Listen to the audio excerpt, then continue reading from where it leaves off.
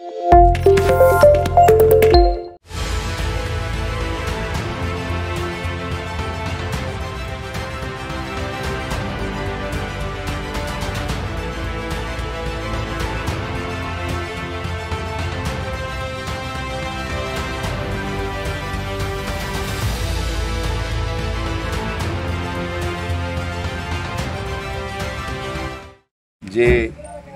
नैसर्गिक जे चक्रीवादळ या भागामध्ये आलं, विशेषतः कणकवली तालुक्यामध्ये हडकू असतील आणि काही गावं या वादळाच्या नुकसानीमध्ये त्या ठिकाणी सापडलेली आहे। खरं तर इथल्या माझ्या सगळ्या शिवसैनिकांना, सगळ्या पदाधिकाऱ्यांना मी मनापासून धन्यवाद देतो। ज्या दिवशी ही घटना घडल्याच्या नंतर शिवसेना म्हणून जी काही मदत जेवढी करता येईल तो प्रामाणिक प्रयत्न माझ्या इथल्या सगळ्या कार्यकर्त्यांनी केलेला आहे। शिवसेना म्हणून आम्ही या सगळ्या अडचणीमध्ये या सगळ्या ग्रामस्थांशी आम्ही त्या ठिकाणी बरोबर आहोत।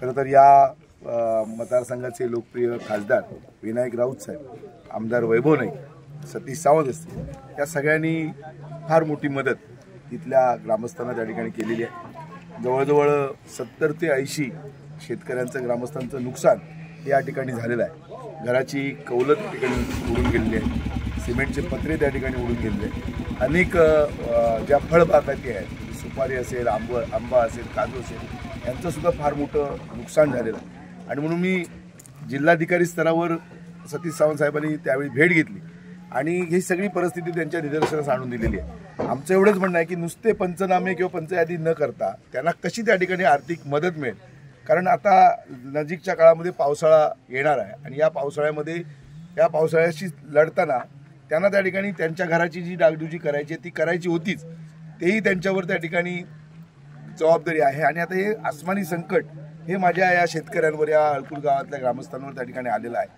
आणि म्हणून प्रशासनानं याच्यामध्ये तातडीची मदत, जसं मगाशी म्हणाले की शहरामध्ये तातडीनं मदत होते, पण ग्रामीण भागामध्ये अशा प्रकारच्या जेव्हा संकट येतात त्यावेळी त्या ग्रामीण भागातल्या शेतकऱ्यांना मदत होत नाही आणि म्हणून ती तात्काळ झाली पाहिजे।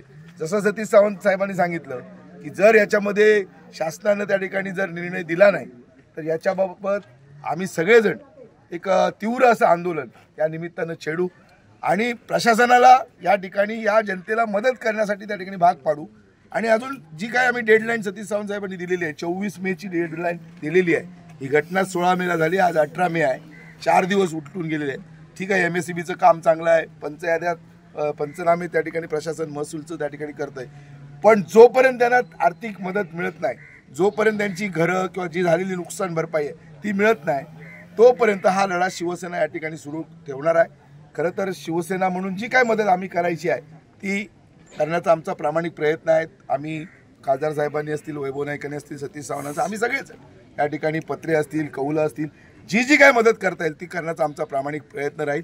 आणि सातत्याने या तालुक्यामध्ये जिथं जिथं अशा प्रकारचा वादळ आलेला आहे, नैसर्गिक चक्रीवादळ, त्या गावांना सुद्धा तशा प्रकारच्या भेटी देऊन तिथल्या ग्रामस्थांना मदत देण्याचा आमचा प्रयत्न राहील। आणि शासनाला, मग त्या ठिकाणी या राज्याचे मुख्यमंत्री असतील, या जिल्ह्याचे पालकमंत्री असतील, या सगळ्यांना त्या ठिकाणी प्रत्यक्ष भेटून आणि आपली जाहीर भूमिका करून न्याय मिळवण्याचा प्रयत्न आमचा त्या ठिकाणी आहे। 16 तारीखला यामध्ये चक्रीवादळ झालेलं आहे आणि मोठ्या प्रमाणात मला वाटतं हडकुळ बुद्रुक गावच्या ग्रामस्थांच्याही मला वाटतं अशा पद्धतीने कधीही आपत्ती आलेली नव्हती। आज जी आपत्ती झाली याच्यामध्ये घरं मोठ्या प्रमाणात त्यांची छपरं गेलेली आहेत, काही भिंतींना हादरे बसलेले आहेत, बऱ्यापैकी घरं आता कमकुवत झालेली आहेत आणि याच्यामध्ये यांची उत्पन्न देणारी नारळ असतील, सुपारी असतील, काजू असतील, आंबा असतील, या बागासुद्धा जमीनदोस्त झालेल्या आहेत। एकंदरीत शासनाने पंचनामे करण्यामध्ये चांगल्या प्रकारची मदत, कृषी असतील, फॉरेस्ट असतील, सर्वांनी चांगली मदत केलेली आहे, पण जी तातडीने या ठिकाणी जी मदत व्हायला पाहिजे ती झालेली नाही आहे। कालच आम्ही जिल्हाधिकाऱ्यांची या ठिकाणी भेट घेतलेली आहे। ज्या पद्धतीने तौक्ते चक्रीवादळ जे झालं होतं त्याच्याही निकषापेक्षाही या ठिकाणी तुम्हाला जादाची नुकसान भरपाई द्यावी लागेल। आज धरती 30-30, 35-35, 40-40 वर्षी वयोमानाची झाडं आज उमळून पडलेली आहेत आणि एक उत्पन्नाचं साधन यांचं या ठिकाणी नष्ट झालेलं आहे। आणि म्हणून शासनाने तौके चक्रीवादळाचे जे निकष आहेत त्याही पलीकडे जाऊन जादाचे निकष या ठिकाणी लावून एक तातडीची मदत यांना मोठ्या प्रमाणात करण्याची गरज आहे। त्यासाठी कलेक्टरांची आपण भेट घेतलेली आहे आणि निश्चित आज या ठिकाणी जिल्हा प्रमुख संदेश पारकर असतील यांनी आज भेट दिली आहे, आमदार वैभव नाईक यांनी दिलेली आहे, सन्माननीय खासदार राऊत साहेब त्यांनी तातडीने दूरध्वनीवरनं दिवसातून 2-3 वेळा चर्चा करतायत. यांच्याशी जिल्हाधिकाऱ्यांशी त्यांनी चर्चा केलेली आहे आणि आज जिल्हा शिवसेनेच्या वतीने चांगल्या प्रकारची या ठिकाणी पत्रे असतील. उद्या या ठिकाणी त्यांना 4000 कौलंसुद्धा या ठिकाणी येतील. आज 250 पत्रे या ठिकाणी आलेले आहेत. जी मदत पक्षीय पातळीवर आम्हाला जिल्हा शिवसेनेच्या वतीने करता येईल ती मदत या ठिकाणी पक्षाच्या वतीने करण्यात आलेली आहे. पक्षाच्या वरिष्ठांना आम्ही धन्यवाद देतो आहे. पण येणाऱ्या 2-4 दिवसामध्ये जिल्हाधिकाऱ्यांना काल सरपंच आणि आम्ही भेटल्यानंतर तौके चक्रीवादळाच्या निकषाच्या पलीकडे जाऊन या ठिकाणी मदत त्यांनी करण्याची गरज आहे. येणाऱ्या साधारण 23-24 तारीखपर्यंत त्यांनी ही मदत चांगल्या प्रकारची मदत जर त्यांनी जाहीर केली नाही तर नाविलाज म्हणून सर्वांना राजकीय मतभेद विसरून ह्या गावातील लोकांना जास्तीत जास्त मदत कशी मिळेल यासाठी आम्हाला तीव्र आंदोलनसुद्धा करावं लागेल. आणि म्हणून शासनाने ह्या ठिकाणी तुटपुंजी मदत देऊन आमच्या हरकुळ बुद्रुक असेल, हळवळ असेल, शिरवळ असेल इथल्या ग्रामस्थांची चेष्टा करू नये. वस्तुस्थितीची त्यांनी पाहणी करावी. लोकांच्या मत्तीच्या भावना तीव्र आहेत आणि जी घरं आज त्यांनी दुरुस्त केलेली होती आज त्यांना ही दुरुस्त करणं कठीण आहे. काही बँकांचं कर्ज असेल हात उसने पैसे घेऊन त्यांनी घरं दुरुस्ती केलेली. आता दुरुस्त करण्यासाठी त्यांच्याजवळ आर्थिक पाठबळ नाही आहे. प्रशासनाने पंचयादी करण्यापुरतं थांबू नये. तातडीने यांना पहिल्या टप्प्यात मदत करावी आणि दुसऱ्या टप्प्यामध्ये 24 तारीखच्या आत ठोस भूमिका किती मदत करणार आहोत हे त्यांनी जाहीर करावं.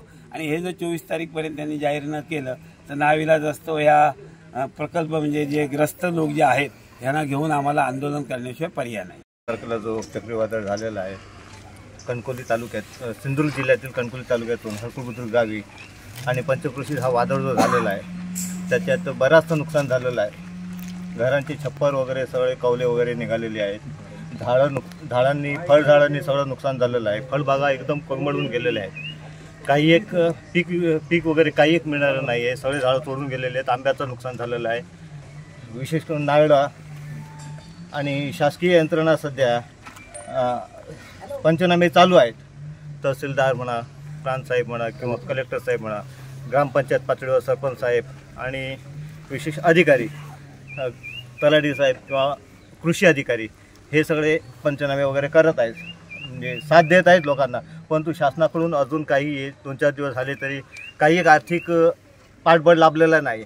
आणि मुख्यमंत्री साहेब आमचे अजून काय दाद घेतलेली नाही. शहराच्या ठिकाणी जर काय असेल तर ताबडतोब आर्थिक म्हणजे योगदान देतात, काही ना काही डिक्लेअर करतात. परंतु ग्रामीण भागात अद्यापपर्यंत काही एक डिक्लेअर केलेलं नाही. परंतु आमची विनंती आहे की मुख्यमंत्री साहेबांनी ताबडतोब ग्रामीण भागासाठी विशेष लक्ष देऊन विशेष पॅकेज म्हणजे पर्जन्यमान जर कमी झालेलं असेल तर शासकीय योजनेचा काही एक लाभ मिळत नाही असा न मानता विशेष लक्ष देऊन या कोकण भागाला विशेष करून आर्थिक सहाय्य द्यावं. कारण आता पावसाळा जवळ आलेला आहे. लोकांची आर्थिक परिस्थिती एकदमच बिकट आहे. शासकीय नोकरीला वगैरे कोणच नाही आहेत या एरियातून गावातून. त्यामुळे आर्थिक पाठबळ मिळण्याचं म्हणजे विशेष गरज आहे. लोकांची आर्थिक परिस्थिती एकदम खराब झालेली आहे. जर शासनाने लक्ष दिलं तर काय लोक उभे राहतील अशी विनंती आहे.